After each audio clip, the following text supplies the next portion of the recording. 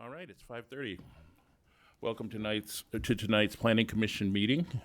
We need to open by appointing a chair since our chair and vice chair are not here tonight. Would someone care to make a motion on that? I will make the motion to appoint you as the interim chair. I will second that motion. All right, all in favor? Aye. Okay. Could we get a roll call, please? Commissioner Freitas, Here. Commissioner Lazar, Here. Commissioner Kraft, Here. Commissioner Benson, and Commissioner Meyer are both absent. Thank you. All right, thank you. We will now do the salute to the flag. I pledge allegiance to the flag of the United States of America and to the republic for which it stands, one nation, under God, indivisible, with liberty and justice for all.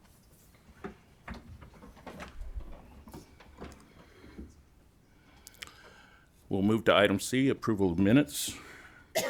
Would somebody like to make a motion on that? I would move to approve them as drafted. I'll second that. All right, all in favor? Aye. Aye. Aye. Any opposed? No abstentions.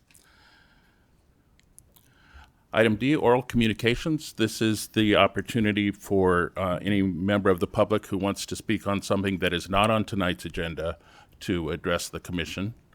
You will have 3 minutes. Is anybody in the chambers wanting to do that? And I can't, anybody, hands on Zoom? All right, we will close item D and move past E to F, new public hearings, the Sunset Heights multifamily affordable housing development. We have Assistant Planner Kirsch presenting. It says sharing is not turned on. Oh. Okay. I've got it on.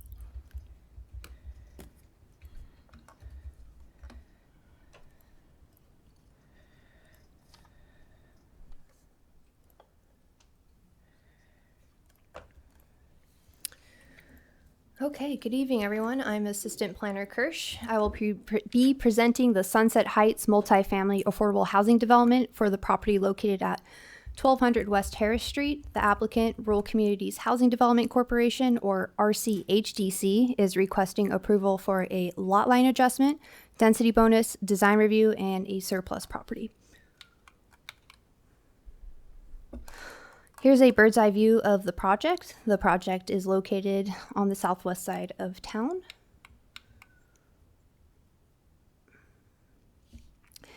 Looking closer, the project's located between... Oh, my clicker's not working. It is on. Is it delayed or is that you? Okay. You just have to click through it for me then, because this isn't working. So the project's located between Henderson and Harris Street and is directly upslope of Broadway and is west of Fairfield. This site is unique because it's located in both the service commercial, next slide please, is located both in the service commercial or SC district and the residential medium or R2 district as shown on the map. Therefore, the SC portion of the project was reviewed using SC standards and the R2 portion was reviewed using R2 standards. Next slide. And the project site is located on a plateau with steep bluffs along Broadway and Henderson as indicated by the squished white contour lines on this map. Next, please. Another one. Okay. Thank you. Okay. Some project history. Sometime between the 1940s and 50s, the site had a quarry on the north side, which nearby subdivisions used as fill material. The entire site was zoned multifamily housing and remained undeveloped as shown on this 1988 Sanborn map. In 1984, Ernest Pearson got approval to reclassify the southwest portion of the site to service commercial to allow for off-site advertising sign for the Eureka Mall at the foot of the bluff along Broadway. At that time, the site was divided into 3 APNs as shown on this map. 2 of the APNs were owned by Pearson, and the APN along the northern portions of the site was owned by the city. And according to city records, this land was acquired by the city at an auction in 1945. In 1999, Hank Pearson obtained approval to relocate the PICO office from the Pearson Building Center on Broadway to the service commercial portion of the site. And in 2017, Greg Pearson approached the city to redevelop the site with the Sunset Lofts, which was a 43-unit apartment complex. At the time, he applied and received approval for a lot line adjustment, merger, and street vacation to consolidate and reconfigure 17 parcels into 5 larger parcels and vacate the remaining of the undeveloped portion of Sunset Avenue. The city retained ownership of the 0.7 acres on the western portion of these resultant parcels, shown in yellow. In 2020, Greg Pearson obtained design review approval to construct the Sunset Lofts on 4 parcels under his ownership. Then in 2021, Greg Pearson decided not to construct the Sunset Lofts, but instead proposed a swap for the 4 parcels for 3 city-owned parking lots. And in 2022, City Council declared the parcels as exempt surplus land to be transferred for the development of affordable housing. Then City Council approved a Memorandum of Understanding or MOU with Pearson, and the city acquired the parcels shortly after. As part of the MOU, a lot line adjustment was processed to reconfigure 2 of the site's parcels in order to create a small parcel around the existing Eureka Mall sign. And this map shows what the current APN map looks like. City Council amended the 2019-2027 housing element to officially add the Sunset parcels to the implementation program, IMPH-34, which was certified by the California Department of Housing and Community Development and requires Sunset parcels to be developed with a minimum of 60 very low income and 20 low income dwelling units. In 2023, City Council approved a MOU with RCHDC for the development of Sunset parcels consistent with the requirement of the housing element. Also in 2023, the city and RCHDC hosted a community meeting and sent out a survey to gather input on the proposed development in its conceptual phase. And then earlier this year, the city facilitated a development review meeting with city staff, Caltrans, and RCHDC to refine the project. This was followed by RCHDC presenting a conceptual design to the City Council during a special session. These collaborations has now led us to the proposed project. The project will be split into 2 parcels, and each parcel will have 2 buildings and 44 dwelling units, with a mix of studio, 1-bedroom, 2-bedroom, and 3-bedroom apartments, and an on-site manager's unit.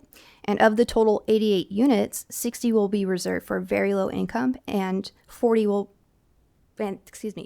be reserved for low income.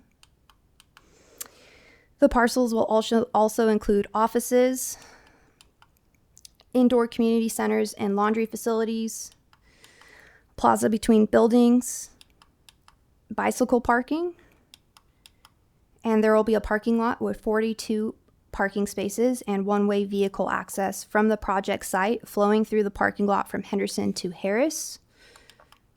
There will be a paved sidewalk located along the western edge of the parking lot to provide a path of travel from the buildings to the adjacent streets.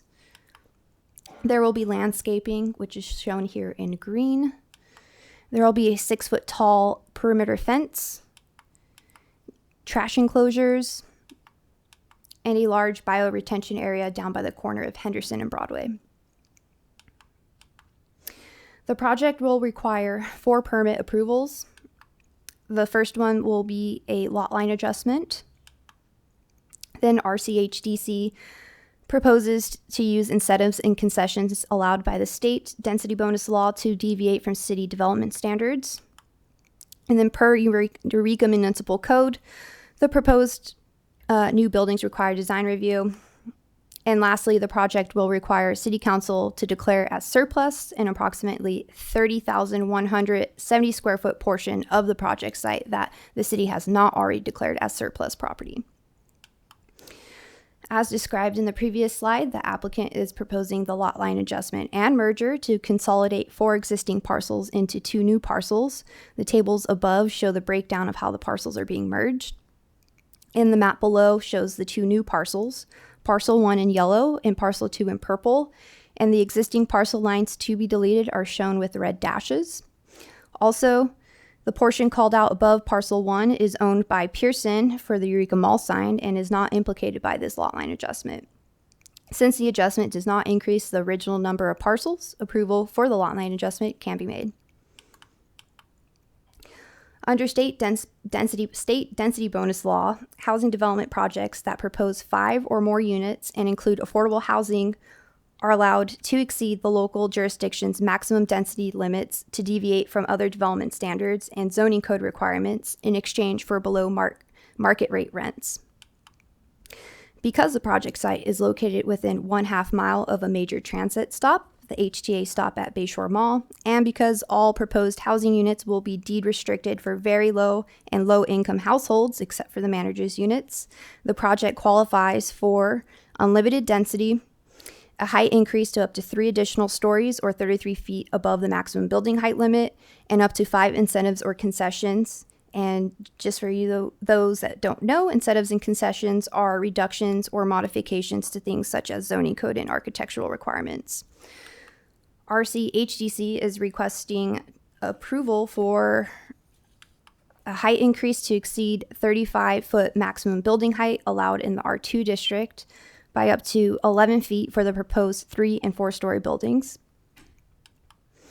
And 1 incentive concession to deviate from the building entry development standard in Eureka Municipal Code 312040, which requires that on lots where ground floor units have independent entrances, as currently proposed, all ground floor dwelling units with street frontage must have individual entrances facing the street.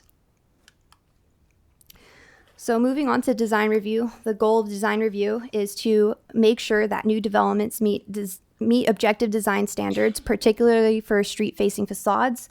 This helps ensure that buildings are well articulated and visually interesting, contributing to overall character of the area. Design standards require the new buildings to incorporate at least 2 architectural features from a list of 15 features, and the facades do not have blank wall areas greater than 10 by 10 square feet. Tonight, we'll be looking at 3 street-facing facades on West Harris, West Henderson, and Broadway. The facades will incorporate 3 of the listed architectural features. The first one is balconies. The next one is roof form variation. And then they also include horizontal articulation, which I will be showing in the next couple slides. And as you can see here, the project does not have blank wall areas greater than 10 by 10 square feet. And here's the street-facing facade of Broadway. As you can see, this facade contains balconies, roof form variation, horizontal articulation, and does not contain any blank wall areas. Other design features include an arrangement of windows, variously scaled facades created by differing building heights in recessed sections, tree planting, landscaping, and the design incorporates a variety of exterior materials across different sections of the building, adding both depth and a range of textures for enhanced visual interest. And here's that floor plan, which shows horizontal articulation, where there are different parts of the buildings being recessed. As you can see, there are gaps between the balconies and projecting from the building walls. This design breaks up their massing to align better with the scale of the surrounding neighborhood.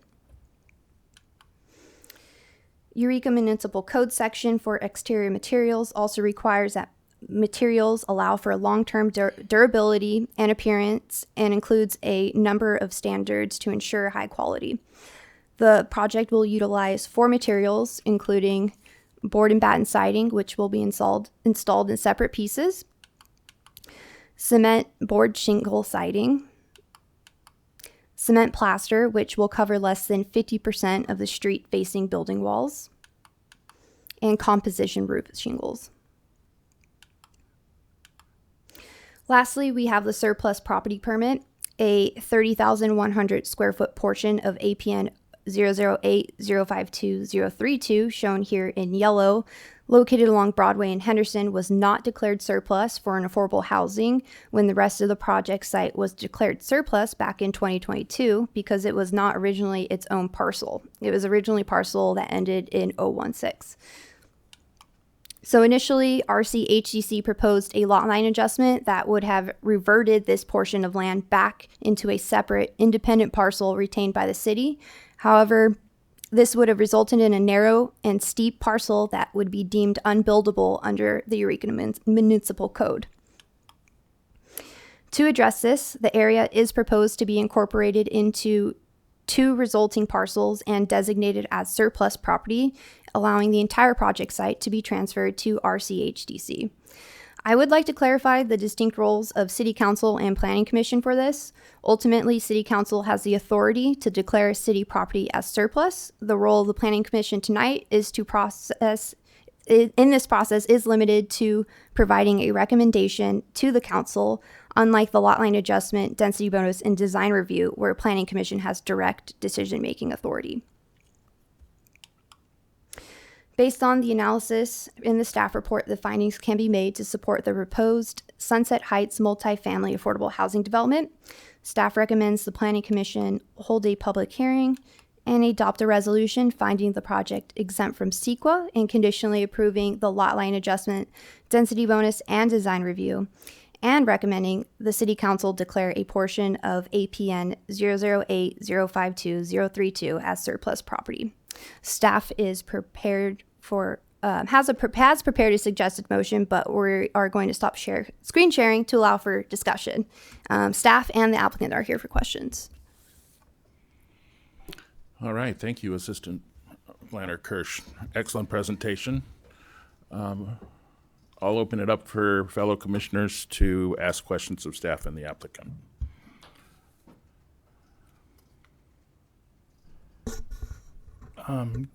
The community meetings, are there design elements that came out of those meetings or anything that was incorporated into the project we see tonight?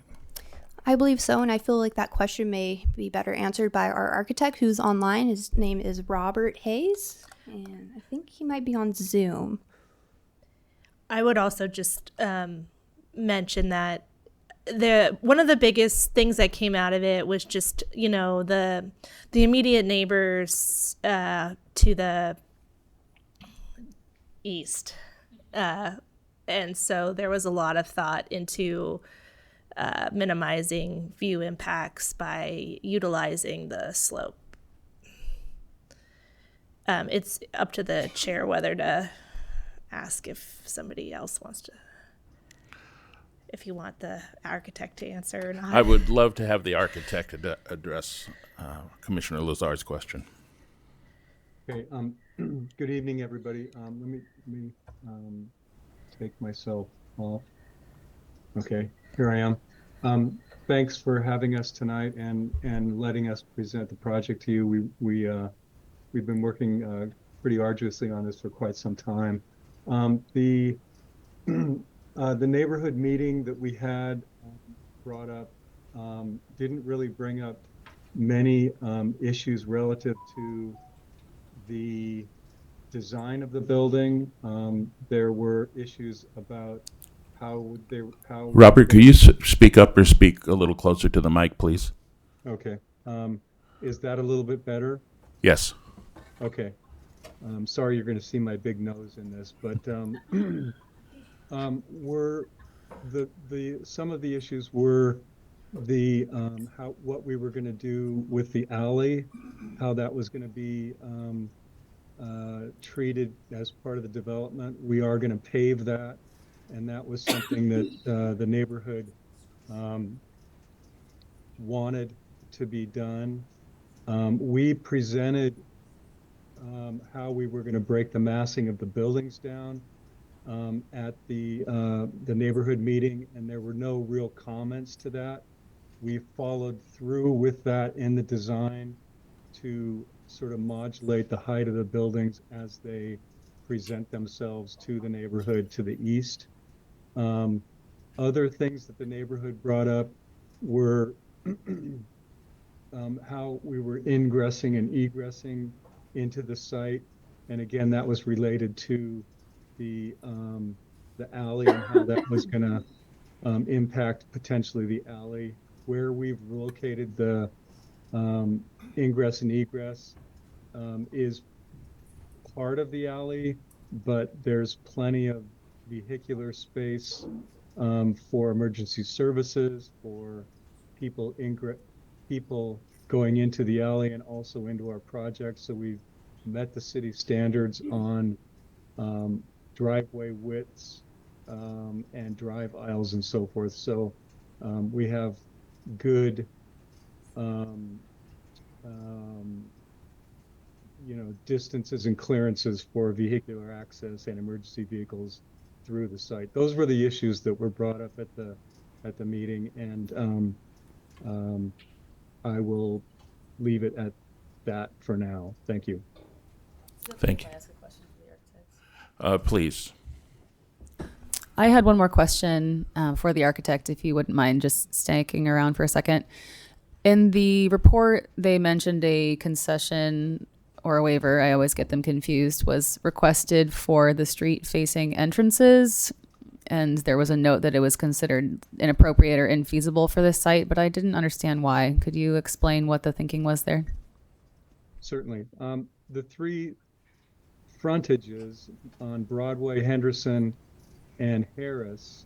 Broadway obviously is so steep that you can't, really enter the site there. So that doesn't really work. Henderson and Harris,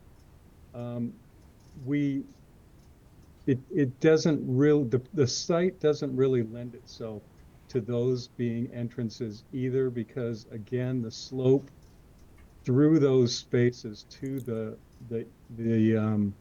north and south faces either Henderson or Harris. The slopes are so great that again, it just doesn't lend itself well to having entrances off of those streets. Not so bad on Harris, but Henderson clearly is pretty steep and busy.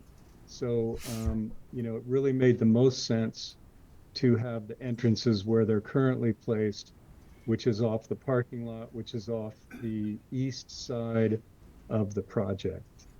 Okay, yeah, I think I might have been confused by the elevations then, because I assumed that you would consider the alley the street-facing side, but I didn't see entrances facing east, facing the parking lot. But maybe I just misinterpreted the plans. It is shown in the elevations. Basically what we did is we carved out, we placed these plazas on each phase of the project, and those plazas become the arrival point and the entrances, along with some other entrances to the buildings, but it's really mostly seen as those plazas as the entrances to the buildings. It's going to be pretty nice. Okay, thank you. I guess actually I have a follow-on question to that too. But before that, Director Kenyon. I just wanted to mention that the street-facing building entries standard, to give some context, requires you to have an ADA path from that entrance to the street.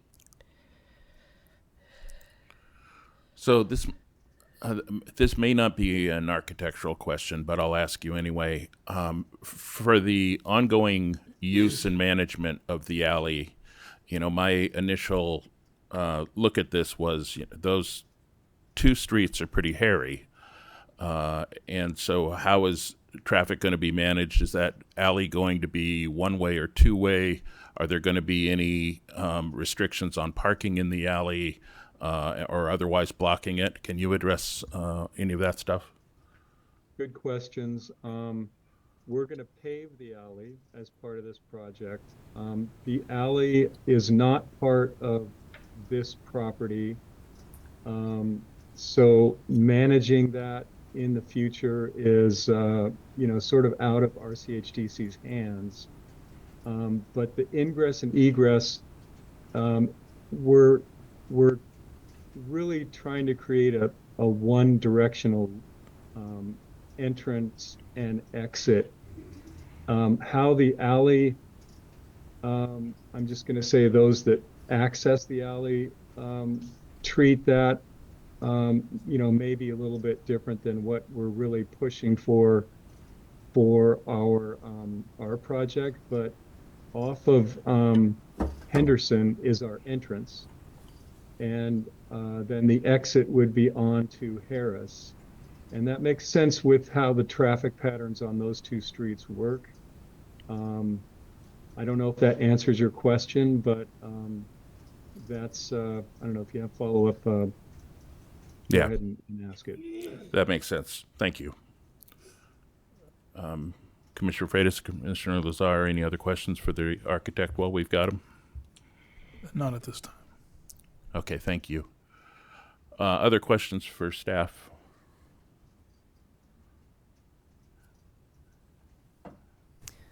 Commissioner Lazar, do you have any other ones? Because I kind of jumped in on your comment train. I think I'll wait for after public comment. I don't think I have any questions so much. Okay, I had one other one.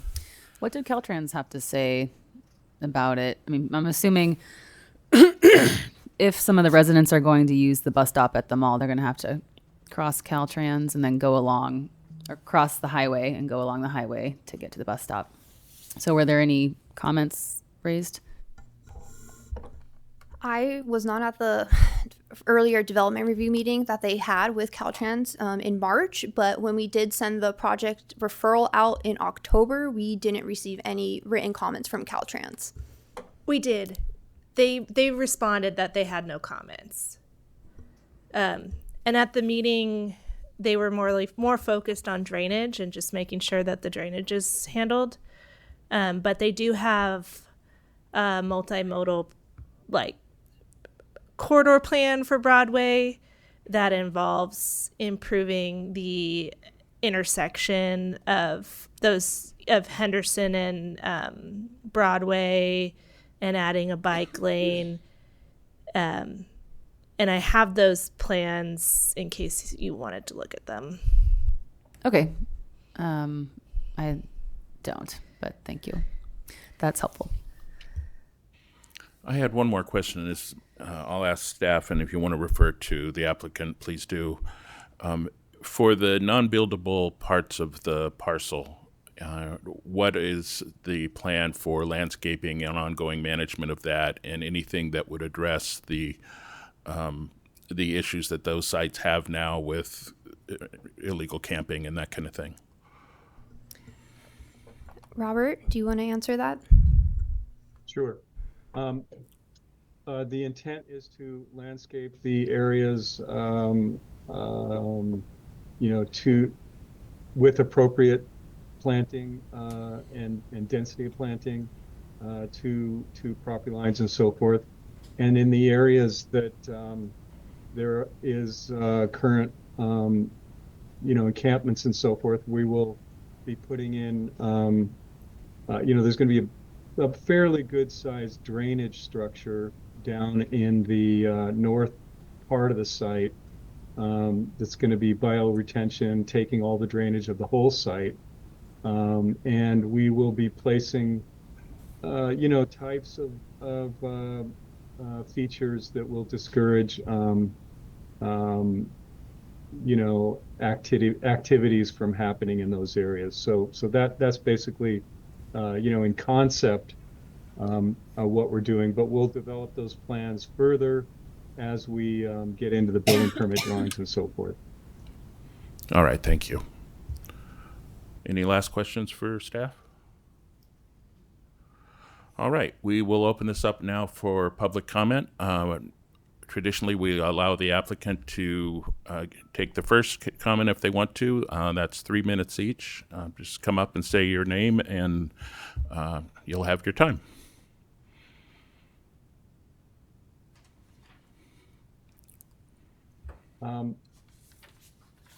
Hi, Bob. I guess I'll go first. This Okay. is Beth. My name. Sorry. Oh, it's on. Okay, great. My name is Beth Matsumoto. I'm the Director of Multifamily Development with Rural Communities Housing Development Corporation. Thank you. That's nice. I don't have much to say. I'm just here as representative of the applicant. We appreciate your consideration, and we really appreciate staff support. The planning document that they put together is very extensive, and they put a lot of time in that. So we appreciate the city's support in this entire project. And that's pretty much all I have to say. So I'll turn it over to Bob, our architect. Thank you. Thank you. Thanks for giving us a little bit of time here too. I'm going to be very brief in this because I think that Penelope did a great job of presenting the project, but I'm going to add to it in the respect that we really worked hard at siting the buildings, the mass of the buildings where they will have the least impact to the neighborhood, that being the north and the south portions of the site. In the center, we placed 1 and 2 story structures so that there would be a nice wide aperture between the higher structures, so that views and distant views can be still attained by the surrounding neighborhood and so forth. And then of course we tried to break the buildings down, with architecture styles that are reminiscent both of traditional historic sort of structures in and around Eureka, and also have some elements that are a little bit more pushing the envelope and a little bit newer building elements. So we did a nice mix of building elements around the project to create a good interesting project. And also the siting was done very purposefully to minimize the impact of the neighborhood. And thirdly, we set the buildings as far as possible away from surrounding existing structures to create a good buffer. And some of that was already said, but I just wanted to sort of underscore it a little bit. And with that, I will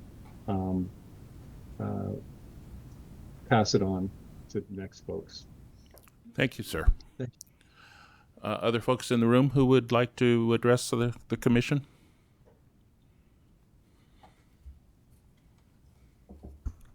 Hello, I'm Sierra Braggs. I'm from Redwood Coast Regional Center. We serve about 2,000 people with developmental disabilities here in Humboldt County, and we are one of the tiny funders of this project. We've been working with RCHDC for about 7 or 8 years now with some projects in Mendocino County, and I'm here to say that we fully support the current design and the project, and we're really looking forward to seeing it come to completion. We really appreciate the efforts that they go to. I know it's required that things be ADA accessible, but also we really appreciate that they take that into consideration with the project. So anything that we can do to move the project forward, because the funding that we've provided is always governed by time, and so every ability for them to move the process forward in a timely manner is greatly appreciated. Good to know. Thank you. Anyone else in chambers? Seeing none. Anybody on Zoom? Looks like it's just us. All right. With that, I'll close the public hearing and bring it back to the commission for discussion.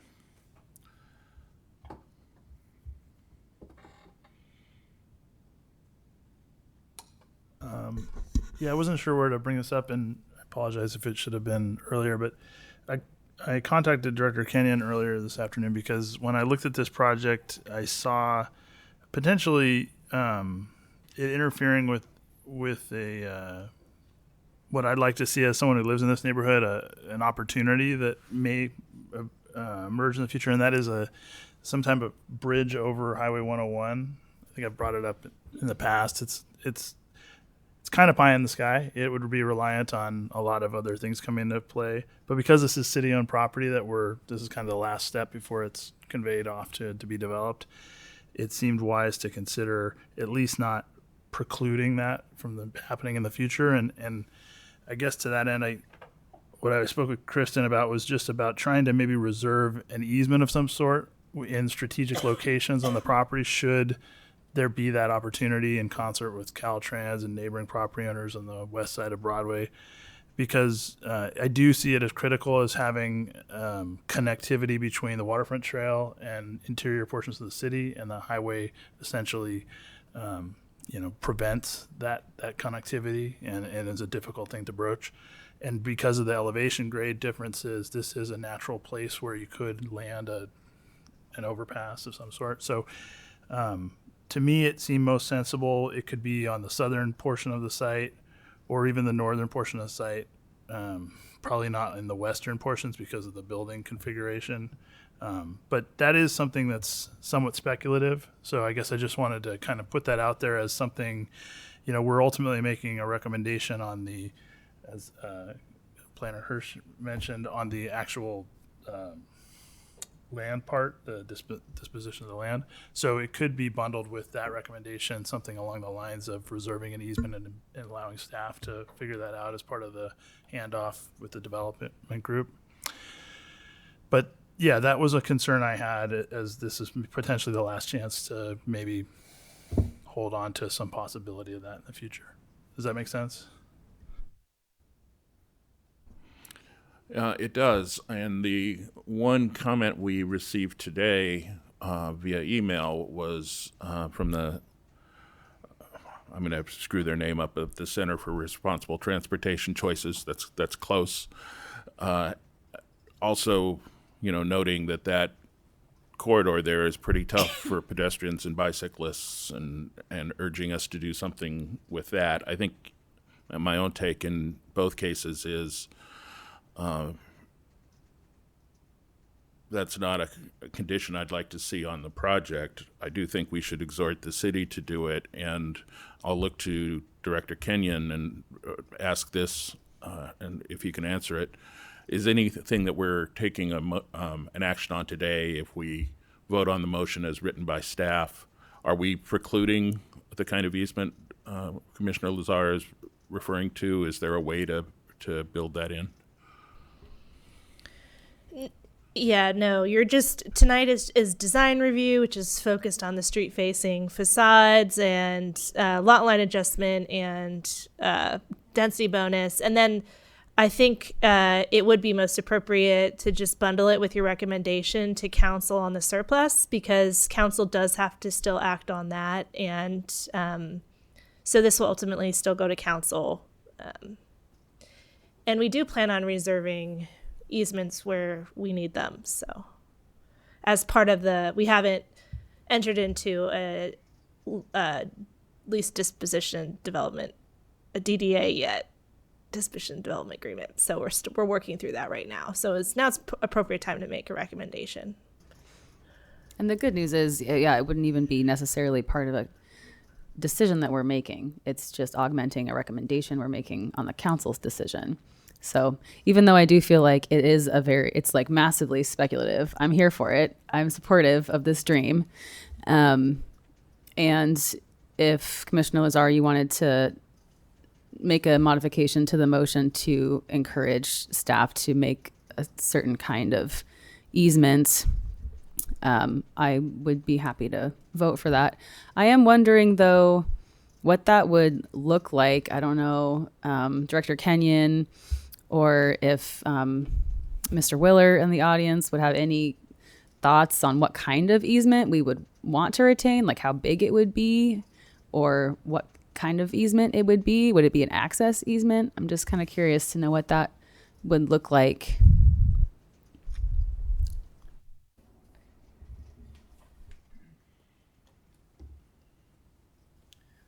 Good evening, commissioners.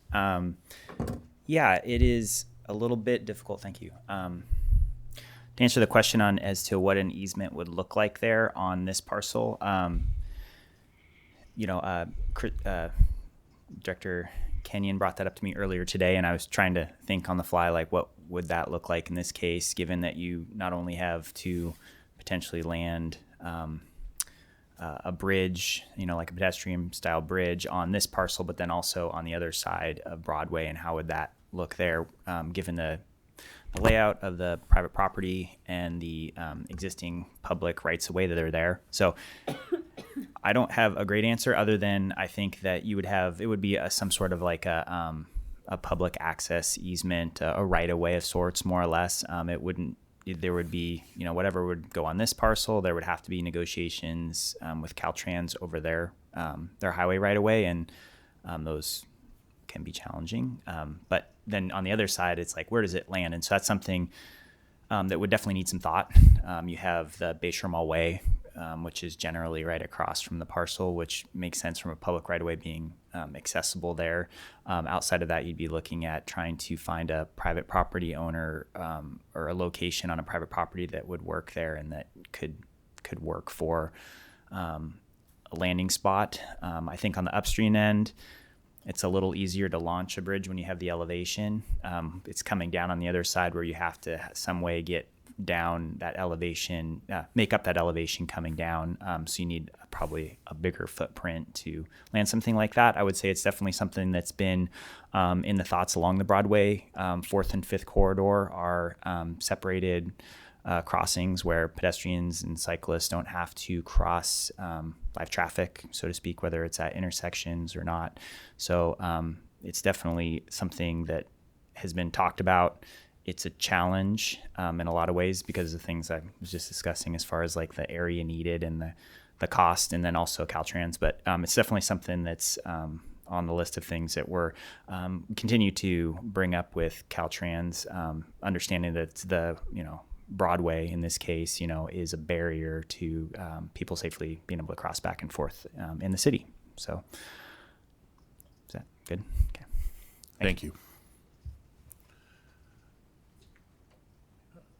I have smarter people on both sides of me, and I'm confident that one of them can craft a motion that will be general enough to say, let's not shut the door on such a thing. We have this dream. Any other other discussion? Yeah, I would just say on the remainder of the project, I feel like it's a good design. I feel comfortable that there's been enough engagement with the community, and also site-specific, considerations have been incorporated into the design. So I don't have great reservation about that. The alley is a challenging situation. I visited the site today. It's from a circulation perspective not particularly ideal, especially on the Henderson side. But I think to a certain extent we just have to allow Public Works and the applicant to kind of hammer that out. And there's probably going to be some significant changes. There already has been since I've lived in this neighborhood, to the removal of two-way traffic on Henderson, change the circulation in that area. And there will probably be some more changes in the future associated with bicycle and pedestrian improvements. So I don't think we can really do much beyond trust our staff to work with them on that. So I'm prepared to make a motion if no one else has any other things to discuss. Yeah, no, I am too. I agree with CRTP's Coalition for Responsible Transportation Priorities comments. I don't think that this project should get straddled with a bunch of improvements, and I don't think we could do that anyway. But if they're providing parking spaces for half of the tenants and expecting people to take the bus, it's not a very friendly pedestrian environment.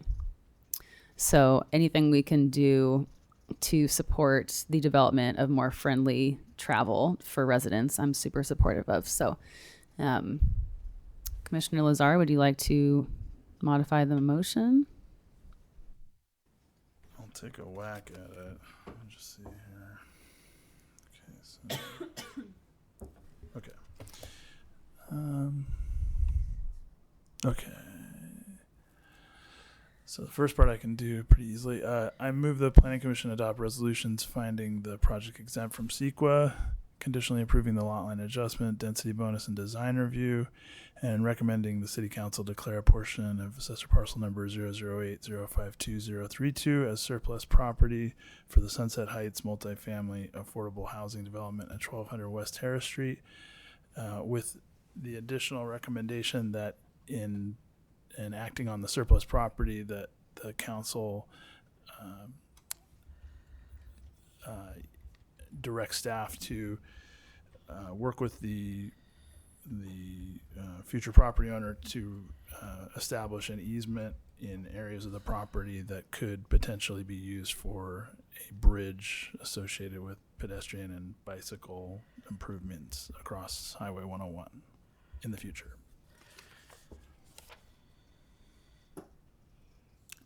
Commissioner Freitas, do you like that enough to second it? Yeah. All right, we have a motion and second. Do we have additional conversation? I'll just say I thought, it is a dense project on the parts that are being built. I think it's cleverly designed, given that we need this kind of thing. So I'm happy to vote for it too. Let's do a roll call vote, please. Commissioner Freitas? Aye. Commissioner Lazar? Yes. Commissioner Kraft? Aye. Thank you. Motion carries. All right, thank you. We don't look like we have any old business or new business. Before we get to item I, staff reports and communications, I would like to make a motion and take a quick vote to swap items I and J and allow Ken Bates and Hildebrand to present to the commission on some stuff having to do with the waterfront and not have to sit through the rest of our meeting. You can just do that as chair. Oh, I'm drunk with power. All right. Ken Bates, come on up. And while Ken's coming up, I'll say I've known him for a while, going back to my days at the Small Business Development Center. We have a project we work on together now, and if there are other people who know the history of the Eureka waterfront better than Ken does, I think you can count them on one hand and have your thumb left over. So I'm looking forward to this. Well, commissioners and staff, thank you for your time this evening. What I'm hoping to do is to just go through some fairly recent history of the Eureka waterfront. This is a presentation, a shortened presentation that I initially made in Sacramento in 2017 at the American Planners Association convention, when I got to be a guest speaker there, talking about waterfront development and things. A little closer, okay, yeah. So a couple things. So I'm a third generation California commercial fisherman. I grew up in San Pedro, and about in 1965, I subscribed to a monthly publication that the federal government put out called the Yellow Sheet. And the Yellow Sheet was the landings, all the landings of fish that got on the entire West Coast, everything from Bellingham, Washington to San Diego. And consistently in the Yellow Sheet, Eureka was at the top of the list year after year after year. So and during those years, Eureka was the largest fishing port on the West Coast. This was it right here. When I came here in 1970, at that time, there were 8 fish buyers. 5 of them were also processors. We had the largest cold storage in Northern California, anything north of San Francisco. 3 fuel facilities, 4 boat yards, 3 fishing gear stores, marine electronics business, machine shops, hydraulic shops, welders, and marine fabricators. The fishing fleet that was here at the time basically took the entire inner reach. And the inner reach for fishermen started at the foot of Washington Street at B-Dock. There was 3 buyers there, and continued clear around through the area that everybody knows as the Eureka waterfront that we all walk on, and around the corner to Froman's. Now, Froman's was where the Froman family had a haul-out facility and a bunch of boats where the Target building is right now. So there was a lot of boats here. There was about 350 to 400 boats that were in this harbor in the time in 1970. And in the summer, the spring and the summer, that would peak to 700 to 800 boats. There would be boats when the wind blew, there'd be boats 5 and 6 deep on the Eureka waterfront. The thing that was interesting about that is that this was the most vibrant fishing community that I'd ever seen. And that's including me growing up in San Pedro, which had a big purse seine fleet and all that stuff where I grew up. So something changed to make all that go away. And it did go away. What we see right now is we're down to 2 fish buyers. The processing company that we've had here that's in the EDA building has shortened up. They're no longer processing. We've got 1 fuel dock two boat yards. There's one new marine store. The other two are gone. And if we just kind of just look at things generally, the waterfront right now, for my baseline, is essentially is void. For someone that just came to the community, they go, oh, look, there's all this stuff going on. Well, so what I'd like to do is talk to you about some of the things that I learned from a guy named Arnie Herskovic. And Arnie Herskovic started out as a city planner years and years ago here. And eventually Arnie went ahead and he became a private consultant. And as my job as a board of directors in Humboldt Fishermen's Marketing Association, we hired Arnie to help us through 3 different general plan updates, over the time, and where our concern was waterfront zoning and planning. So here we go.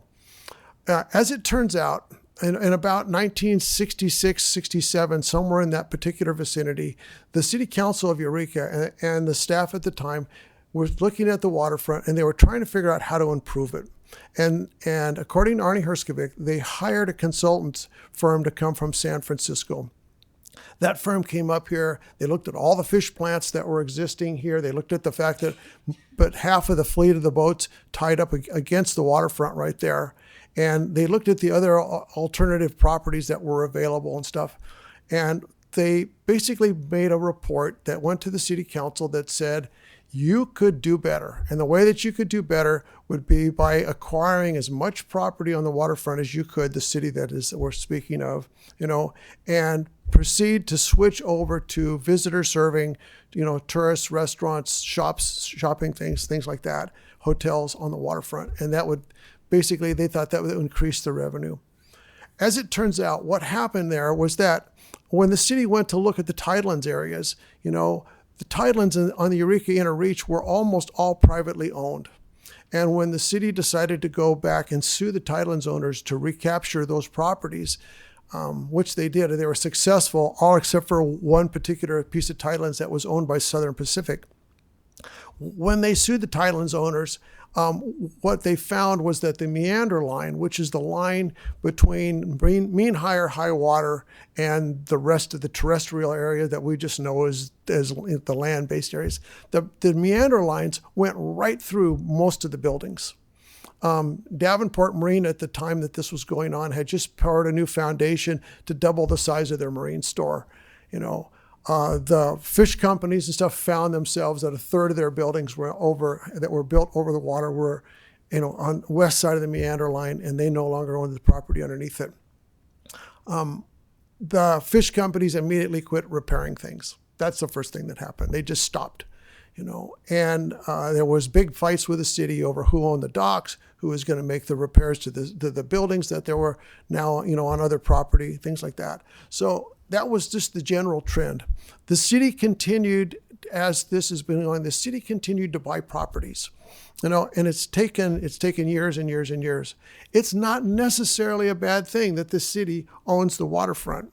In the Port of Los Angeles, the Port District owns all the waterfront, and it's managed with the wide view, But here in Eureka, what happened is we saw parcel after parcel after parcel go into city ownership. And all of those parcels that the city had and some of the adjacent parcels have changed over time, and they're no longer, we've lost the fish processing and things like that. So what I like to do is just take a minute and just jump through some before and after pictures. These are taken from the water. They're not perfect lineups, but they'll kind of get you where we're supposed to go. So this first photograph is taken looking at the Eureka Small Boat Basin. And in the very far background, you can see a couple roof lines. That's Humboldt Producers Co-op. And that was one of the processors here. You can also see that there's a handful of boats that are side tied to each other. The boat basin at this time was actually full of boats, those kind of things. These are offshore tuna boats that were in here to deliver to the cold storage, that kind of stuff. So let's look at the second slide. Thank you. So here's the next slide. We're looking at the same area. Humboldt Producers Co-op is gone. The city bought the property and they removed that building, and the federal government gave the EDA fish plant basically a taxpayer gift to the city of Eureka. It's a beautiful facility. It's probably the most modern fish plant, anywhere in California. We still have it as a city asset. It's a great thing. The boat basin itself, while it's been maintained and dredged, has far fewer fishing boats in it. So let's go to the next one. Thank you, Kirsten. Okay, so now we're looking at the old Davenport Marine Store.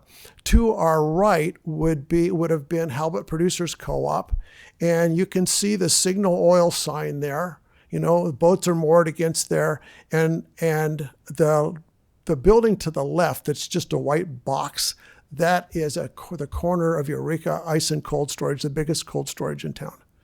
Next slide, please. Here we are looking at it again. Okay, so the building, the Davenport Marine Store building, is still there. If you were to walk on the side of the building that we can see, you would see the concrete cast foundations for the improvements and stuff. Those are still there. The dock's gone, the fuel dock's gone, and the ice plant's gone. Next slide, please. Okay, this is just another look. This is the ice plant dock.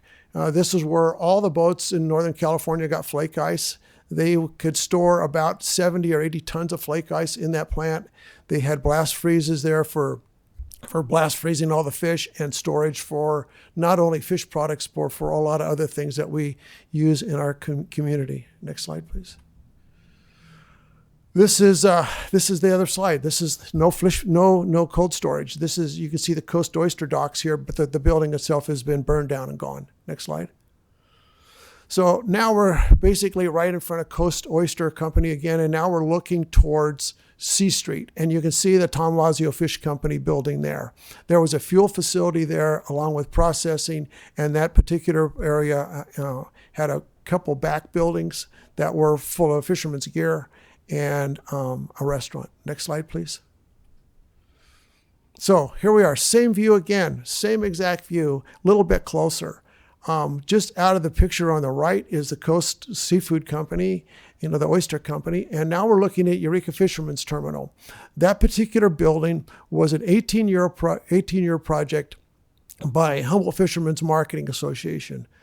Jimmy Smith, Ken Bay, and myself. It was meeting after meeting after meeting. We formed a nonprofit land trust that failed. We tried to get money from the Coastal Conservancy, and eventually we were successful in hooking up with city manager David Tyson and Dave McGinty, who had been in the planning department. His dad was a fisherman, and we managed to pull this building off. It's exactly the same footprint as the old Lazio building, so we were able to get it permitted, and we had various parts of federal and state monies to put this in. Next slide. Okay, so now we're looking at the other side. So this is the Tom Lazio Fish Company that you see that's to the right. The vessel in the foreground, this funny looking thing that's called the Mary Lou, that is an old Higgins craft that was converted from World War II into a fishing boat. Those were made to run on the beach and leave during invasions. And then there's the Booner Warehouse, and that was also a facility that fishermen had gear and equipment stored in. Next slide. And there's the same site, no warehouse, all that's gone. Now we just basically have the boardwalk. Next slide, please. Okay, further down, this is the Fisherman's Building. These buildings were from C Street to E Street. And initially there had been a co-op in there. Eventually, Hunter and Folan Fish Company was in there for some years. Hunter and Folan became Eureka Fisheries.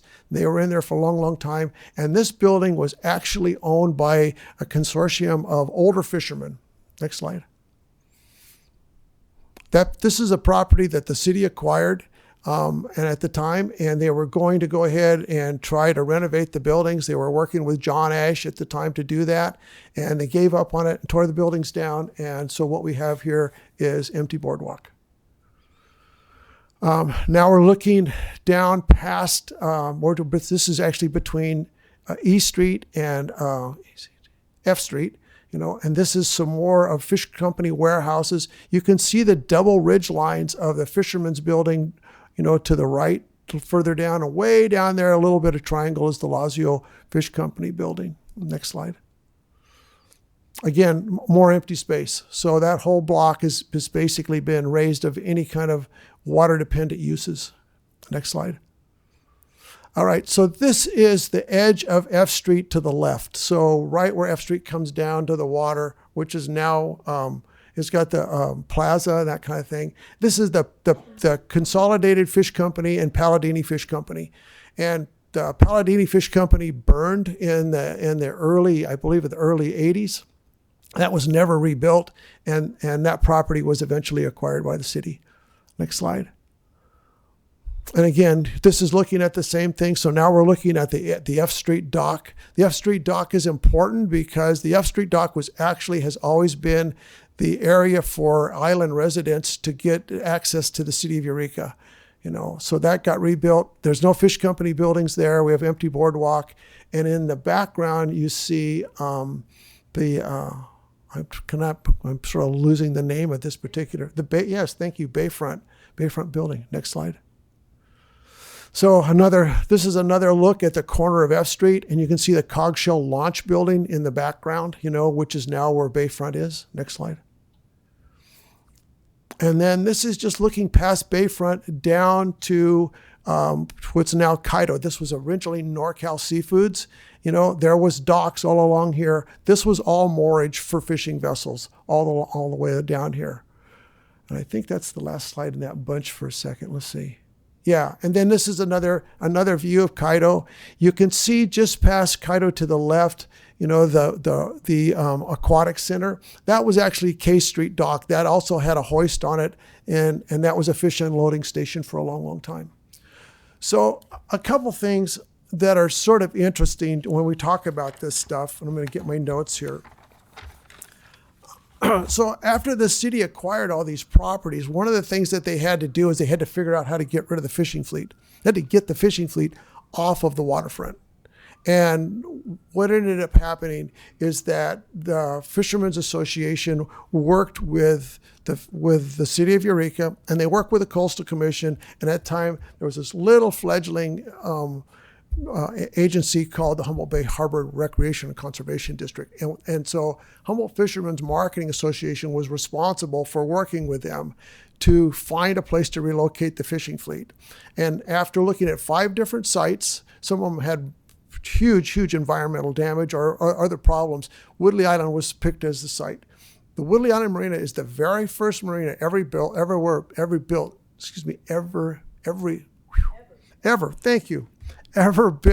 to relocate an entire commercial fishing fleet. So the reason now, if you step up to the docks, on the Eureka side today, and you don't see any fishing boats, is because they were moved off the waterfront.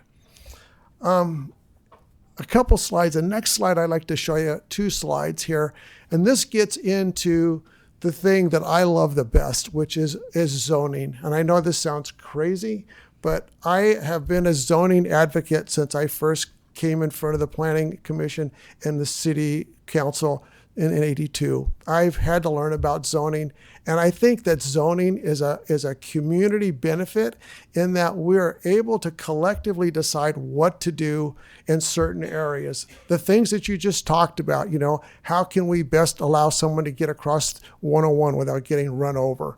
All those kind of things are super important to us. Otherwise, we would have bedlam in this community. So this is a picture of the Schmidbauer sawmill. And it takes up about a city block. And that particular sawmill, it's the way that the property is zoned. They are not required, to have a Dairy Queen restaurant in the sawmill. Okay, we've gone ahead and we have protective zoning for what the Schmidbauer family has done here. Next slide, please. Cool. So this is St. Joseph's Hospital. This is another city block that's protectively zoned. I can't put my car crushing business next to St. Joseph Hospital for good reason. And we all agree as a community not to do those things. So one of the things that fishermen see when we look at the waterfront that's left, which is basically from C Street to Commercial Street, it's a small little scrap compared to, for older fishermen like myself, what we saw when we got here, is we see that the zoning that for the fishing industrial district, the zoning appears to have some differences compared to the hospital. and compared to Smith-Bauer lumber. And I'd like to show you a couple of those. Next slide. So, and this is not a bad thing or a good thing. This is just me pointing some stuff out. So we are looking at right now, we are looking at the old Coast Guard offices that were for a while Humboldt Fishermen's Marketing Association office. The city, we are grateful to the city for them relocating Humboldt Fishermen's Marketing Association to the other side of Commercial Street in the EDA fish plant. So there's no arguments there. But what's interesting is the city in this area that's the water-dependent industrial district for fishermen, have chosen to put in basically, a non-conforming use. Now, we understand that the Vista Del Mar restaurant, which has been there for forever, is a non-conforming use and it's grandfathered in. But this was a decision on the parts of the city planners and the city council to do this. Next slide, please.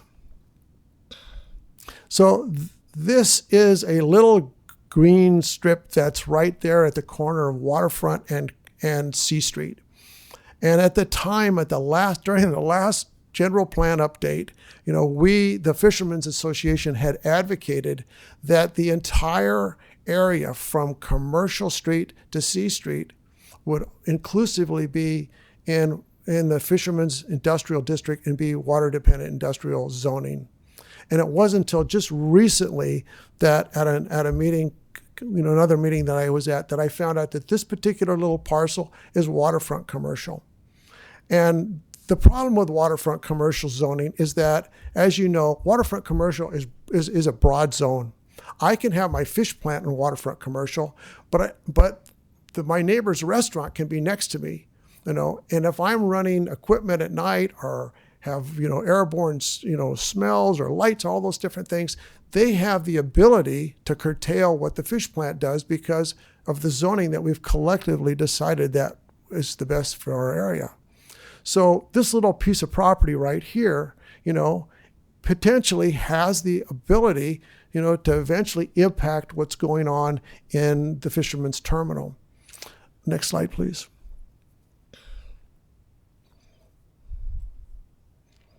So this is a picture looking at the center of C Street, and you're now looking at the Fisherman's Terminal building, and what you see is Jack's Restaurant, Jack's Seafood Restaurant. And I was directly involved in the design and all the grant applications with EDA and the various other agencies to try to get this project built. And during that time that we were doing that, the Economic Development Administration asked that we go ahead and do something more than just have fish processing and unloading. They were looking at job creation, not just job retention. So we had proposed in the grant that we would put a fish market that was ancillary to the processing taking place in the building at that site on that corner. And in the process of getting this building built, it got built. It sat for a long time. That particular part was empty. The city was unable to negotiate a deal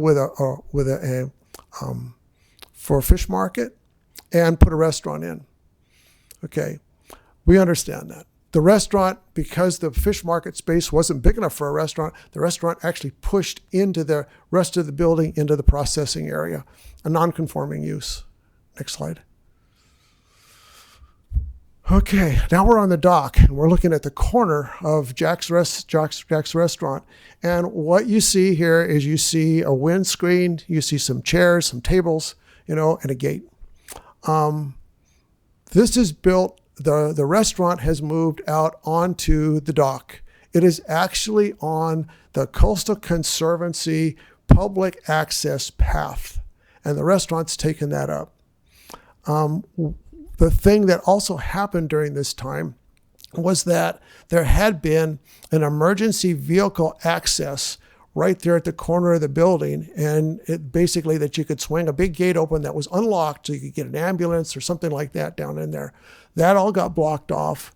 And the last thing is that we see that the restaurant and stuff like that is the fish buyer who's actually using the dock, has a verbal agreement with the restaurant not to block the restaurant's view.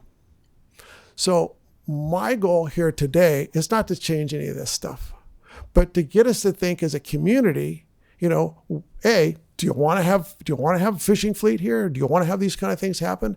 And if so, how can we collectively work together to protect these areas, and still go forward? My concern today, and again, this is not an action item at all, but is just to think about the fact that at present, there appears to be language in the coastal program that allows for non-conforming interim use in the fishing industrial district. And my question for all of us in the community is, what does that mean? Does that mean it's going to be, a homeless facility that's tents that are set up temporarily, or is it a 3-story hotel? And so these are questions that we all collectively have to look at, to understand better kind of where we're going. Again, I know that eventually that this group is going to look again at the coastal program as it comes forward for approval. It's been since 2013 that Humboldt Fishermen's Marketing Association first engaged with the city and the planning departments to change some of the stuff in the plans. So I appreciate the opportunity to show you what we've seen change. Again, this is just informational only. I greatly appreciate the work that comes out of this particular body. We would have nothing if it wasn't for the work that the Planning Commission has done to date. Thank you. Thank you, Ken. Yeah. Hang tight for just a second. I'm Yeah. assuming we can ask you questions. Yeah. Do either commissioner have? Ken, I just have one, and it's only tangentially related. Yeah. But with the movement at Coast Seafood now, Pacific Seafood, what's the ice situation in Eureka now? Ice is an issue in all of California in every port. Pacific Seafood Group ran the ice machine in Crescent City. They shut it down and left. So there's no ice in Crescent City. The ice machine that's here was funded by the city of Eureka, when Eureka Ice and Cold Storage closed. The city council stepped up to the plate and managed to find funding to put in the ice machine for flake ice for boats. And they had an agreement with Pacific Seafoods that said Pacific Seafoods will continue to supply ice to the boats as required. So you can still buy ice. They've raised the price to $350 a ton, which is almost $200 a ton more than anywhere else. And so part of that is it's a business decision. I can't say if it's a good decision or a bad decision, but it was a business decision on their part to raise the ice price. They're not buying fish here right now. They are doing some of their own oyster processing in that building, and I would caution the city, at large, that's a huge asset. The particular building. At one point, there was talk about selling that building for $2 or $3 million, and I had to point out that Fisherman's Terminal, just the building and the dock, was $8 million 25 years ago. So we would hope that the city would look at this as an asset. Eventually, we don't know what's going to happen with fish processing at that site, if it will resume or not, if that company's going to resume. But again, if that goes away, then there's not going to be the opportunity to ever have, any kind of fleet involvement at a very high level. Long answer, sorry. Okay, thank you. Yeah. Well, thanks again. Okay. Yeah. I assume when you're talking about interim uses, you're talking about forthcoming policy that might be embedded in planning documents? It's my understanding, and Director Kenyon can maybe shed some light, but I do believe that the last planner that was here had some language in there that would allow for interim non-water dependent uses in the fishing industrial district, and I find that terrifying, actually. Yeah, because we don't describe what interim is. And we don't describe what non-conforming is. And so what happens with those kind of things is that, how to say this? The general public is stuck because we don't have descriptions of those things, the general public is stuck trying to keep track of all the changes that are going on in the city and proposals and things to not miss something that might come up in that area. Whereas if we know that right now, like the hospital and like the Smidbauer Mill, there's the fishing industrial district, doesn't allow for non-conforming uses. We can grandfather the ones that are here today, but make it put the fence in so that we know that we've at least got that much property left to try to operate in. I don't know if that's the correct answer for you or not. Yeah, I wasn't sure what you were driving at, and I guess Yeah. I would say certainly I hope you continue to participate as the plans develop, and the plan for the interim uses at the county level included some backstops as far as the maximum lease terms. Right. The Coastal Commission insisted on that. There was a 10-year maximum on leases, and then priority uses were or things that wouldn't preclude the infrastructure from being reactivated for other priority uses. So I think those are the types of policy choices that would be important when considering that kind of and I would just point to with the moving of England to its new facility, right? That opened up a lot of space in that building that we were just referencing. But I'd hate to see that building languish for lack of a tenant. And I'd rather see it be occupied by something that's maybe not a fishing tenant if it means that it's preserving its integrity for the next generation of fishing-related use. I mean, those are the types of things where I see interim uses, but maybe things to consider as this moves forward. Yeah. Well, Commissioner, your point's a good one. So we took this, the Humboldt Fishermen's Marketing Association, at the time I was on the board, we took the same opinion, with the same vision when it came to installing a restaurant, a non-conforming restaurant, just to have a tenant in that end of the building. So we understand those things. One of the other things that you see, is that, I'm going to give you one example. The city of Juneau, Alaska, started looking into realizing that they didn't have adequate cold storage for most of their fish businesses there, and so they went ahead and they hired Northern Economics to come in and to do a pretty massive study on how they might improve cold storage. And they got the report, and they had the market survey, the whole thing, and they set it aside for 10 years. And 10 years later, they drug it out of the drawer and they came back and they said, well, guys, maybe we got to do this. And they went back to all the people that were going to use cold storage, and they're all gone. And fishermen are like that. Fishermen are, will stay and stay and stay until they can't tolerate it, and they go. And that's why you can go to Newport, Oregon. Newport, Oregon looks like Eureka when I moved here.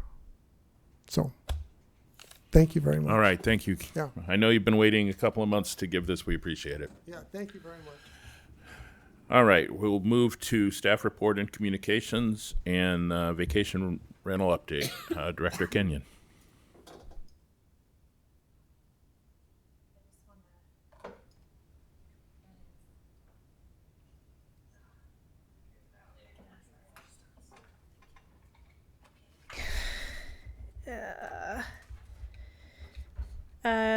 So Planning Commission requested an update on vacation rental compliance.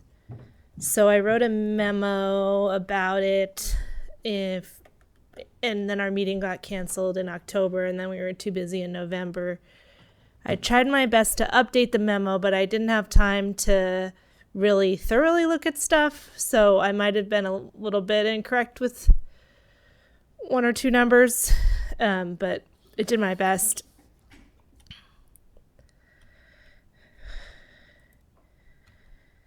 So just to put some context into it, this is an old slide.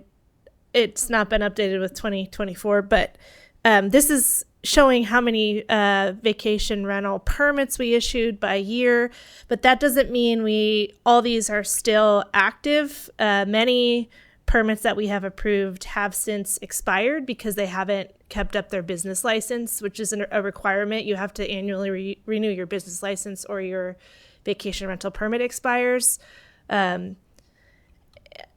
So we started regulating vacation rentals in 2017. We already had a bunch that were operating. The regulations, when we put them in place, said something about them coming in for permits, but then looking back, I see that some of them applied and we didn't actually process it. So I don't know if we ended up not following that rule or what happened. But it took a lot to compile just who's permitted and has an active business license now, and then figuring out who had expired.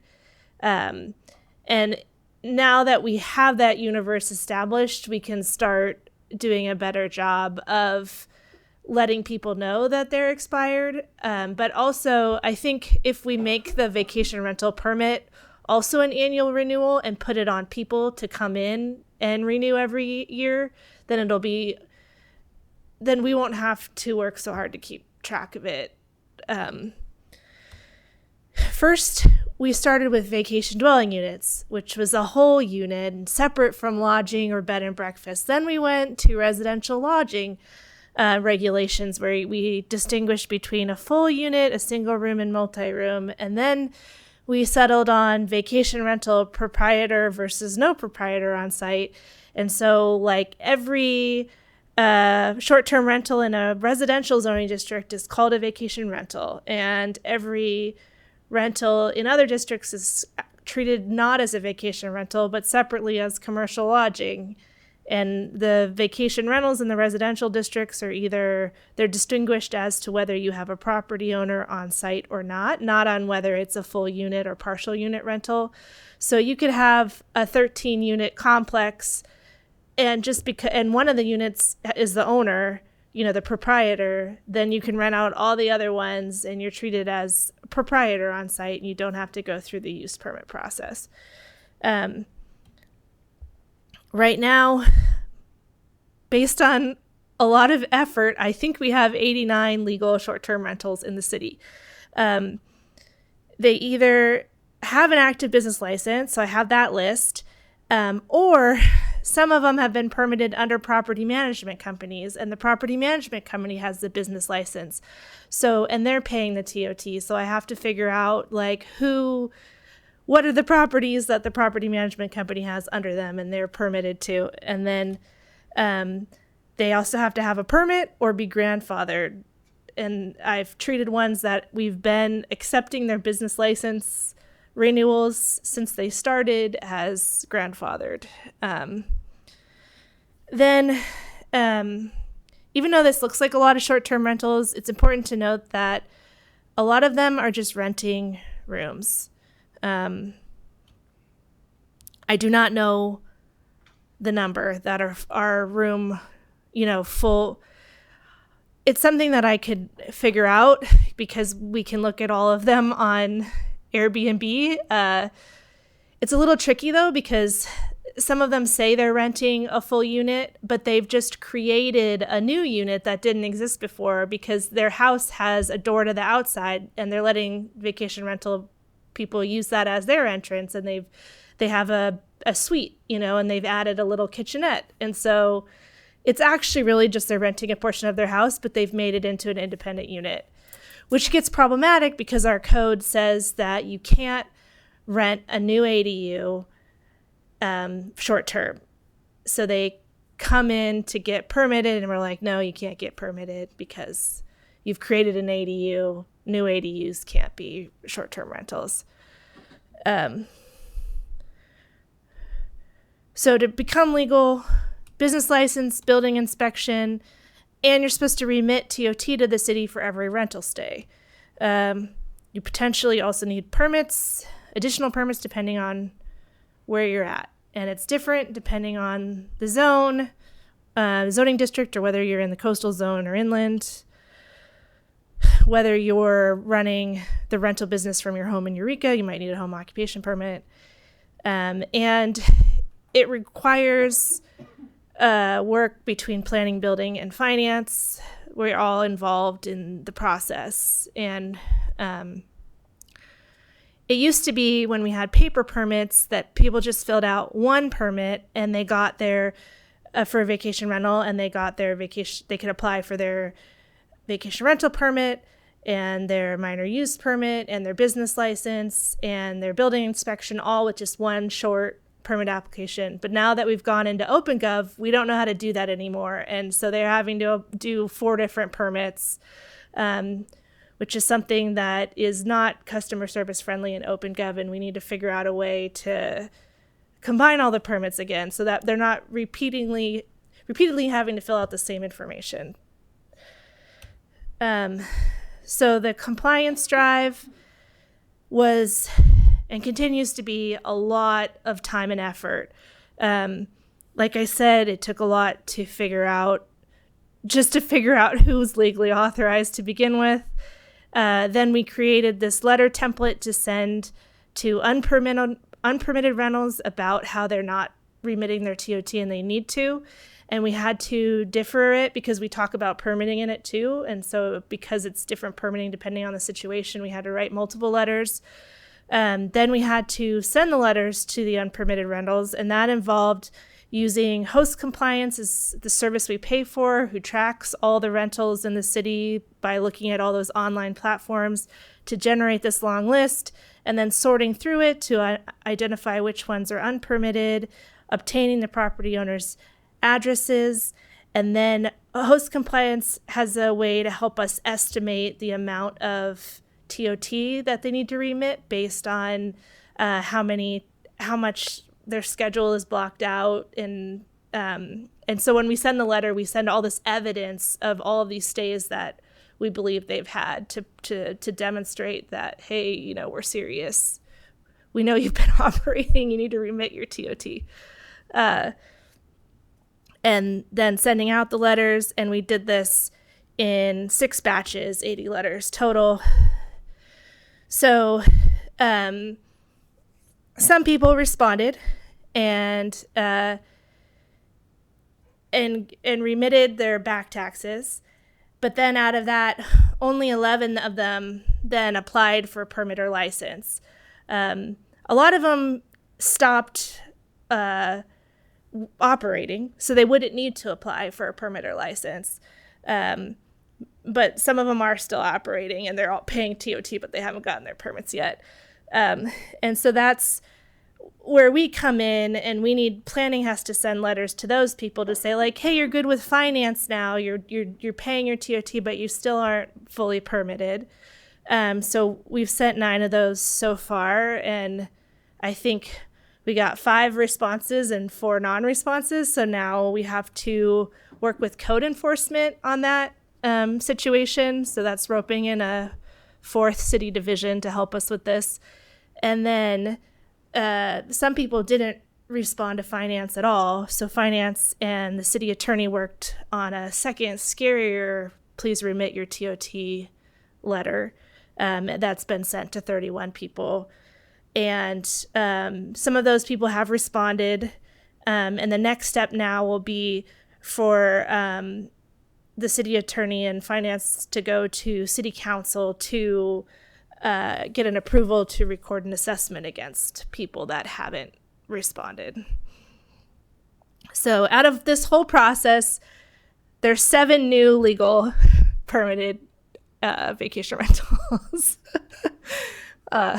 And condition compliance continues because you have to renew your business license annually. So people that are, in compliance one year can come out of compliance next year. Permitted rentals can start failing to pay their TOT, so we have to keep tracking that. And then new unpermitted operators get identified by host compliance all the time, and we'll have to send them letters. So this is going to be something we continually have to deal with. And I don't know if these numbers are up to date. I apologize, but it's about 163 legal and illegal in the city properties with vacation rentals. And there's 12,000 something housing units according to the census. So it's less than 1.5% of our housing units being taken up by vacation rentals, both legal and illegal. And based on the fact that about 25% of the ones I've looked at are room shares, I'm thinking it's more like 0.5% that are taking up an entire dwelling unit. I already talked about this issue of people creating new units.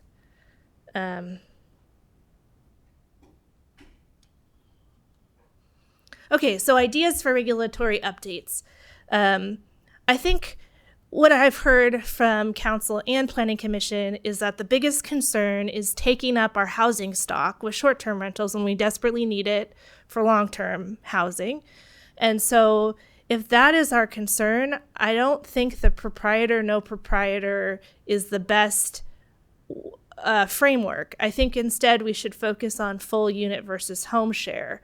That way, if you have 10 full units on your property and you're on site with them, you don't get a pass because, those are full unit rentals. You're taking up a whole housing unit.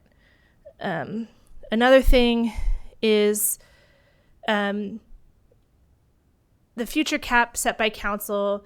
Right now, how it's written into the code is that cap would be on just no proprietor on site vacation rentals. So I propose changing that to that cap being on just full unit rentals.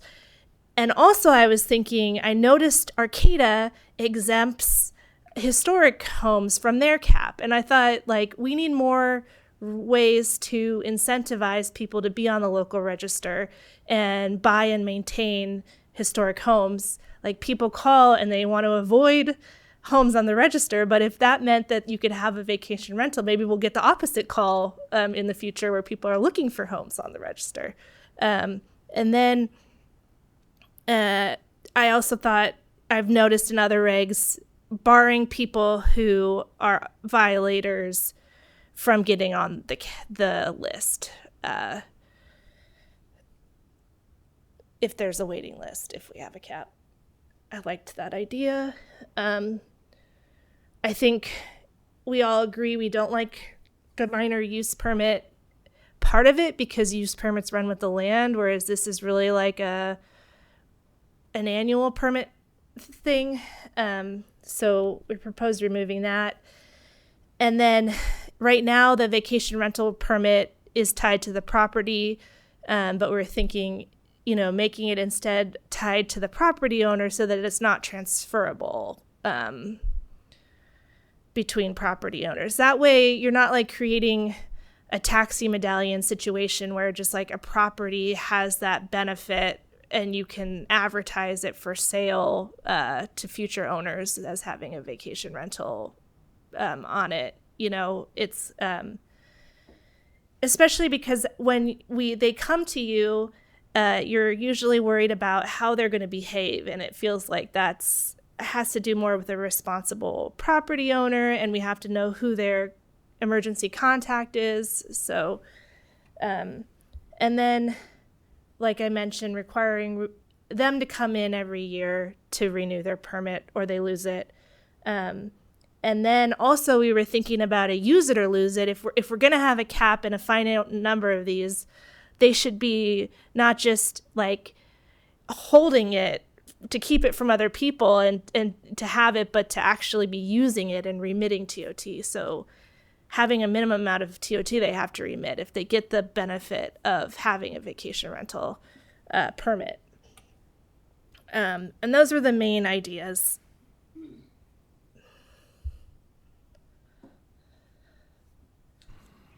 Well, thank you for that, Director Kenyon.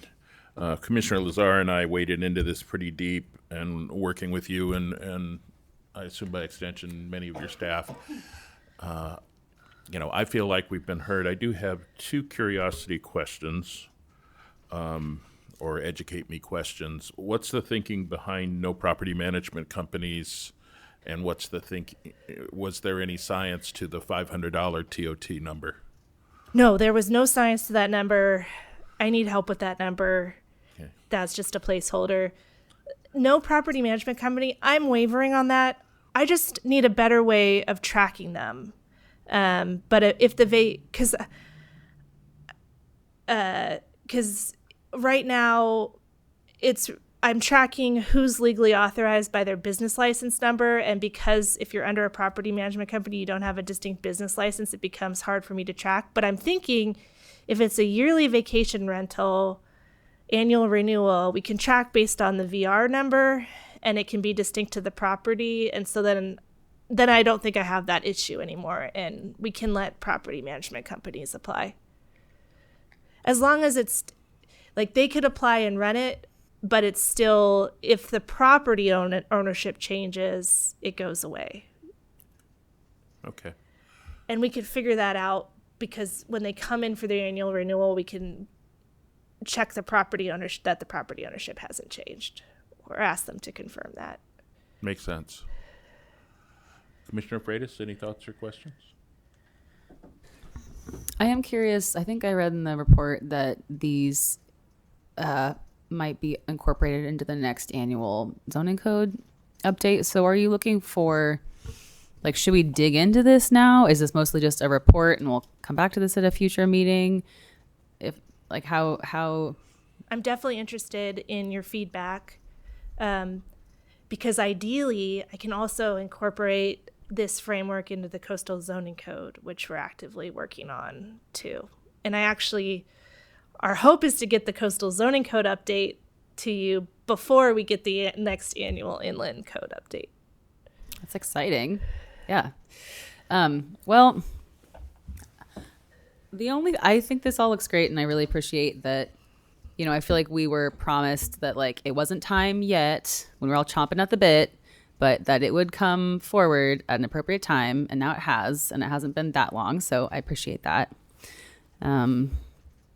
I think the only thing I would like to have a discussion about is the physical separation that's listed at the bottom of that report, other potential additional regulations to address planning commission concerns. I feel like when we had, like, our big drama vacation rental that kicked off this whole update, that was based on a concentration of permits on a cul-de-sac.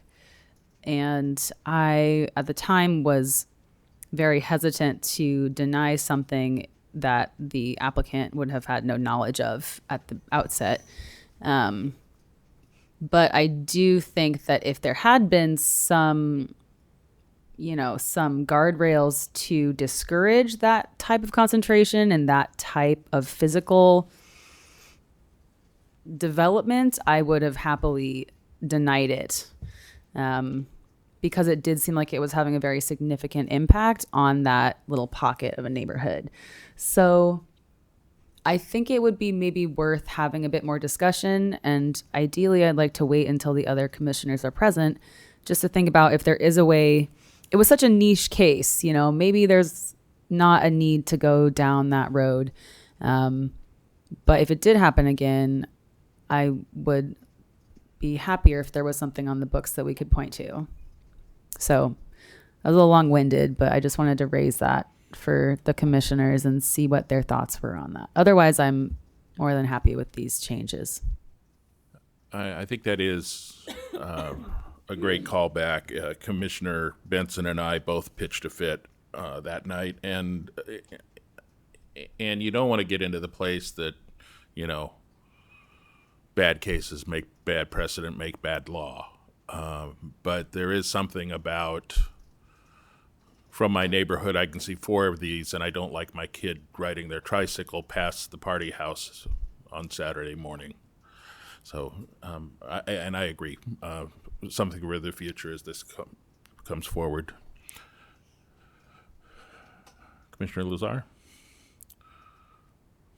Yeah, I guess on the concentration thing, I think it is a tough one to tackle, but I do agree that it's something that would empower us or our successors when we're struggling in those situations, and maybe the threshold needs to be not the percentage when you look at the totality of housing stock, but really breaking the city into sensible chunks where we can start to say, permitted or unpermitted, if there's a concentration, we're going to view that area against, and once you hit a certain tipping point, 5% of the housing stock on a certain city block or something like that, then the commission has the prerogative to deny a request if there's neighborhood controversy or something. It wouldn't be an absolute, but it would, set the findings up for us to read the room and the situation, maybe, because I think that's what we were struggling with. It was like, why would we pull this project out? There's no specific finding that we can't make beyond. Right.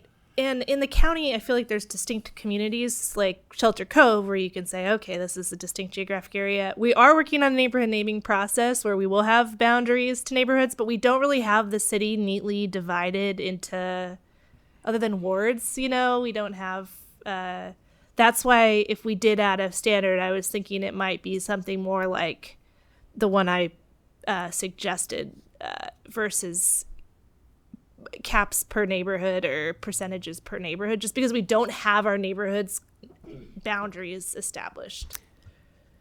Would you mind bringing up that map of the permitted units again? Sure. Just so we could look at the concentration, because one thing I noticed in looking at it is that there was a cluster, I think kind of downtown. There were a couple on close to Woodley Island and a couple right in the downtown area. And like, to me, I have no problem with that. I think I would, if we were to go the route of a physical separation standard, I think it would maybe make sense, away from the waterfront in more like single family residential zones. We could do it by zone instead of by neighborhood, maybe. So basically most of the coastal zone is commercial, so it wouldn't even fall under these regulations. It's going to be treated as commercial lodging. That's another thing that we could consider is instead of going by district, we could regulate by occupancy type and say, like, if you're converting a residential occupancy, regardless of district, into a short-term rental, that's treated under our vacation rental regulations. Otherwise, what we're dealing with right now is just our residential districts, which is essentially, like, I know we're looking at 89 short-term rentals, but the regulations are only implicating the ones inland that are in the residential districts. I could see a concentration potentially happening around the zoo, Mm-hmm. Yeah, and I liked Commissioner Lazar's idea maybe of like a threshold.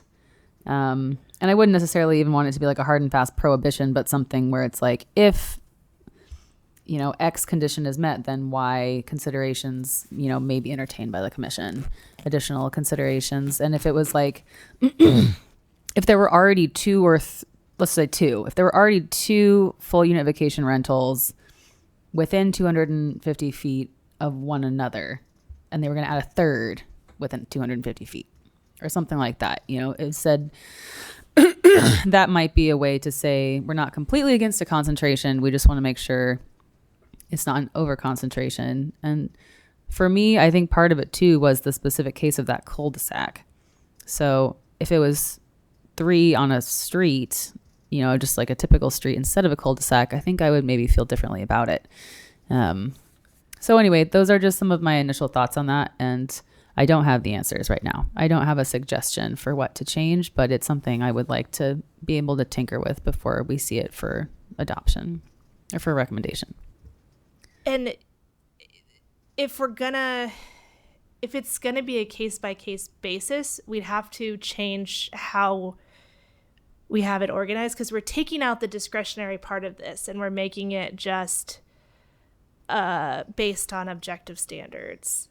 So if you wanted it to come to the commission and be considered, we'd need to change this so that the vacation rental permit is a discretionary permit, not just something that you get if the cap, if you're under the cap and you meet the objective standards, which is how it's written currently. Wouldn't it be so convenient if we could have different findings for the appeal to the Planning Commission? I know that makes no sense at all, but that would be nice. But okay, yeah, I hear what you're saying.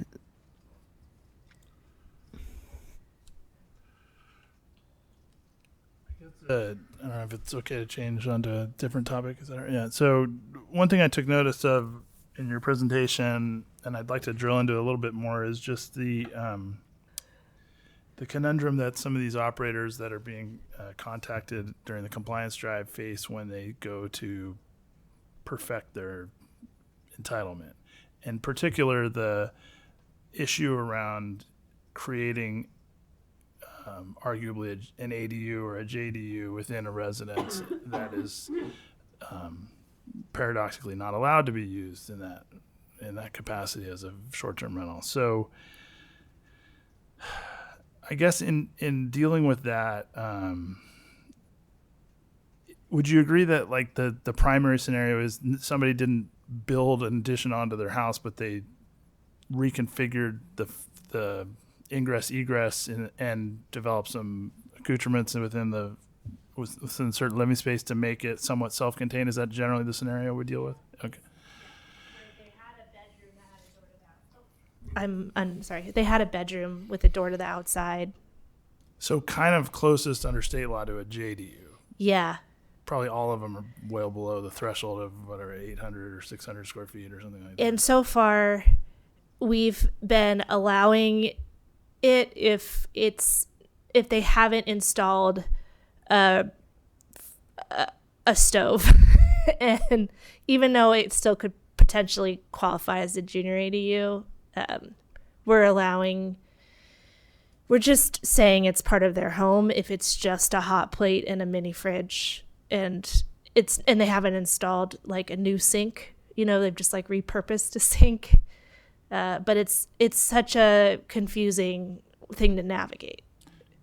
So has anyone been kind of stymied to the point where they gave up because there's no way to keep what they? Oh yeah, a lot of people have been upset with us about this. I see it as like, okay, they're creating a new unit with the incentive of getting to rent it short term, and maybe it'll become a long-term unit sometime. That's one way to look at it. The other way to look at it is like ADUs get these benefits, like they don't have to pay impact fees and they don't have to connect to the street the way, a second residence would. They can hook up to the primary residence utilities and stuff like that, where it's like they should get those benefits because they are giving us long-term housing that we desperately need. So I see both sides of it. Also on that, Miranda and I are working on verbiage that'll go into the building permit application where they click they're going to be building an ADU. They will get a pop-up that says it has to be used for permanent housing, because we have had one who it just never came across that he was going to wanted to use it as a vacation rental. So we're trying to figure out the right verbiage to notify people that if you're building an ADU, you can't use it as a vacation rental. It has to be permanent housing. And I think maybe for benefit of Commissioner Kraft, but I think D'Lo and I already know, like under state law, we don't have any choice. If as soon as something is built and looks and smells like an ADU, it's off the table as of 2018 or 2019. That you can't. It can never be used, right? No. Right. I think what happened with this specific one is we knew it was going to be an ADU. We approved it as an ADU. He just never knew that he didn't know the state law, and nothing popped up to tell him. So he's one of the ones, the person that we found, it's one of the ones we found through host compliance because he owed TOTs, that then we were not able to approve him, and he has to use it now as permanent housing. I noticed, I live in Arcata. I noticed two people on my block who just built second units and are renting them short term. And Arcata allows that if it's, and I looked back at the ADU law, and if you're going in, now it's been renumbered, but back when it was 65852.2, there was this subsection E that was like, notwithstanding everything else, you have to approve these ADUs without any extra standards that are like 800 square feet or less, blah, blah, blah. For those ones, it specifically says they cannot be rented short term. But if you're not getting permitted under that subsection E, they don't come with the strings attached. They don't come with that strings. And there's just language in there that says we may add a regulation. But our code does. But our does- code yeah. chose to. But it isn't technically required by state law, and that's how Arcata doesn't have that. Okay, well that's useful to tease out, because I think, I tend to land more on the side of any refinement or development of capacity within our residential housing stock to make it more capable of independently accommodating multiple parties under one roof is on the spectrum towards developing greater housing opportunities, even if it's for a specific set of people that are not residents initially. As I think you mentioned, like, it could become long-term housing, it could pivot. It's moving in the direction towards greater and greater, units within the city limits. And especially if these are ephemeral entitlements, it could disappear and then be only available for a long-term use if we hit a cap and somebody doesn't come back in before that. So I guess I don't lose too much sleep about. I would hate to think that people are being stymied from completing the permitting process because they're in this catch-22 for the ADU stuff. I think that would be. I certainly would be in support of not including that restriction potentially. Just to clarify, you're talking about attached ADUs where it's within the existing residence. Yeah, because that to me seems pretty nominal as far as the intrusiveness, and but I could see a distinction being made between detached and attached, and I don't think they're a perfect. I don't think it makes total sense to treat them as an ADU when they're really just a portion of an existing house that's been kind of made more sophisticated. It's not the same as adding an addition or putting on a detached unit and developing something that otherwise really is just another home. But yeah, I just want to say I do think the idea of incentivizing use of historical properties is a good one. Anytime we can get people looking at the value of those and investing in historical structures with benefits that we can provide is a good idea. And I do think having an easy path for people who live on site to use their homes for short-term rentals when they otherwise might not be inclined to have long-term tenants, that's a win-win as far as I'm concerned. And I guess one question I had is, I was having a conversation with someone who was a tenant who had used the rental as an ADU, and then their landlord got the notice, and then they were and I had never thought about that scenario, and I just wondered if that was a one-of-a-kind thing or whether we'd run into similar situations. We have two of them right now. Okay. Where the tenant was using it they were subleasing it as a short-term rental. Yeah. Clever. It's clever.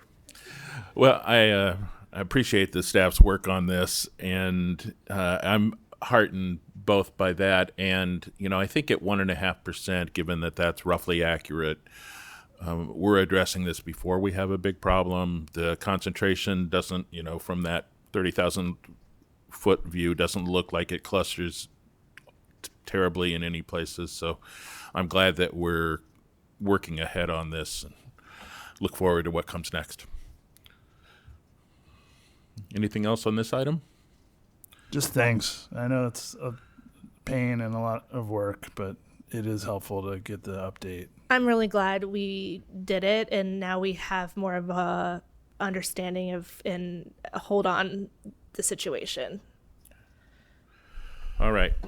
And thanks to the subcommittee as well for putting in the work on that. Yeah.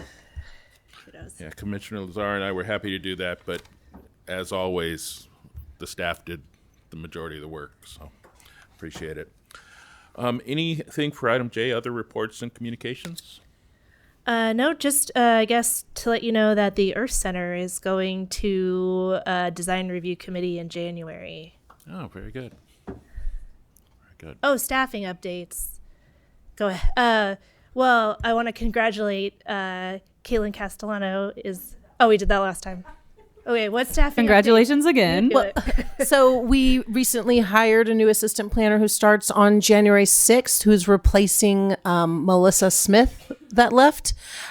We also have another planner that is leaving us at the end of the year, which is going to open up another position, and a planning tech that got offered a position in another part of the city. So we'll have a new team here pretty soon. So 2025. Change is a pain, but exciting. All right.